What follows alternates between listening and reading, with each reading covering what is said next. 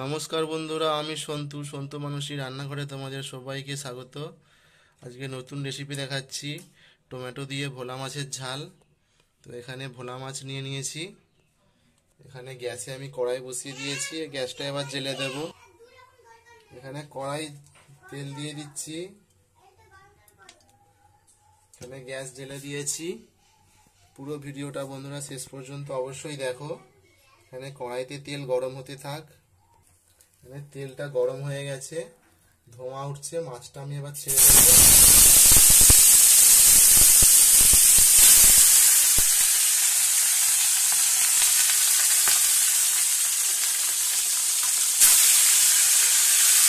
দেখো বন্ধুরা, মাছটা উল্টে দিয়েছি, ভালো করে ভেজে নিচ্ছি। এভাবে সব মাছগুলোকে আমি ভেজে নেব, ভেজে তোমাদের দেখাচ্ছি।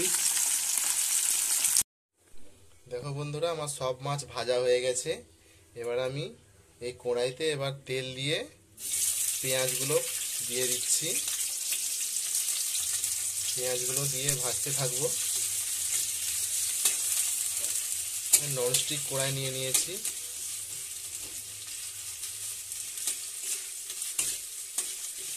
দেখো বন্ধুরা, পেঁয়াজগুলো লাল লাল টাইপের ভাজা হয়ে গেছে। টমেটোগুলোও দিয়ে দিচ্ছি এর মধ্যে। টমেটোগুলো দিয়ে ভালো করে কষে নিচ্ছি। এবার রসুনটা দিয়ে দিচ্ছি, রসুন বাটা, আদা বাটা দিয়ে দিলাম। এরই এক পাশে দিয়ে ভালো করে ভেজে সবগুলো মশলা আবার ভালো করে ভেজে নিচ্ছি।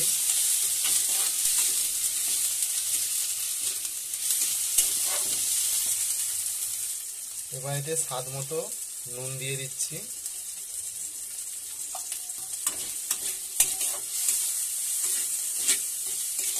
নুন দিয়ে ভালো করে কষে নিচ্ছি।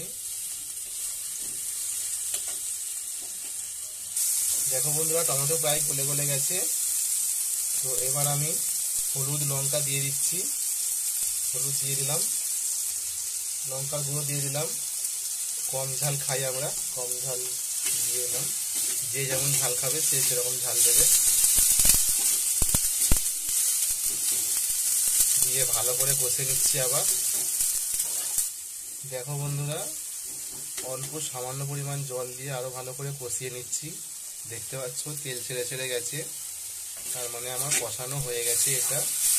এবার এতে জল ঢেলে ভেজে রাখা মাছগুলো তুলে দেবো। জল দিয়ে দিলাম।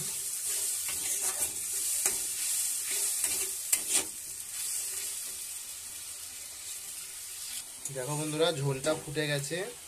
এবার মাছগুলো আমি দিয়ে দিচ্ছি এর মধ্যে। মাছগুলো দিয়ে দিয়েছি।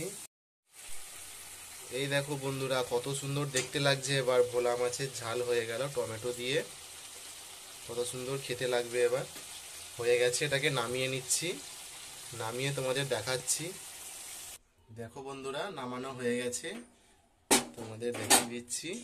কত সুন্দর দেখতে লাগছে দেখো, দেখেই নিশ্চয়ই খেতে ইচ্ছে করছে। তো বন্ধুরা, ভিডিওটিকে, আমার চ্যানেলটিকে সাবস্ক্রাইব করে দিও, শেয়ার করো, কমেন্ট করো। ভিডিও এখানেই শেষ করলাম।